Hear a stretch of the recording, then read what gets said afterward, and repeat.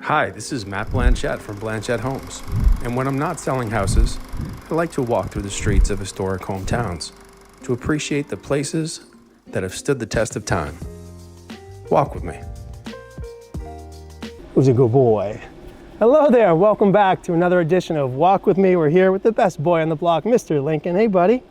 We're at 21 Horse Lane, the Jackson House, at a magical place called Strawbery Banke, and we are blessed with the presence of the Chief Curator, Elizabeth Farish. Hello, Elizabeth. Hi there, thanks for being here. So this is the second house on our tour. From my layman's eye, I was impressed with the wooden gutter to start off. You see the wider symmetrical bays, which I'm assuming means more of a later federal style. And there's something very interesting in the back of the house that I'll let Ms. Farish explain, but there's half a chimney. There's a story going on there. But tell us about the Jackson House. Sure.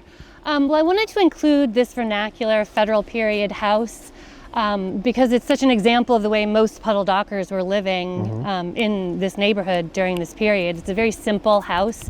And Strawbery Banke has chosen to include it on the regular visitor tour because it's an example of the preservation treatment. The Secretary of the Interior has various treatments for historic preservation, and the preservation with a big P means that we sort of put a bell jar on top of it. And so if you go into the house or even looking in the exterior, you can see the various changes over time. So there's federal mantelpieces, there's Greek Revival evidence. In the kitchen, there's 20th century evidence of how various technologies like water and heating came into the building.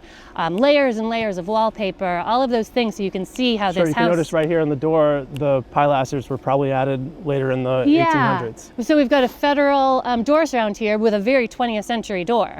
The windows that you noticed would have had more lights on them, and now they're a very sort of typical Victorian, early 20th century, just 2 over 2.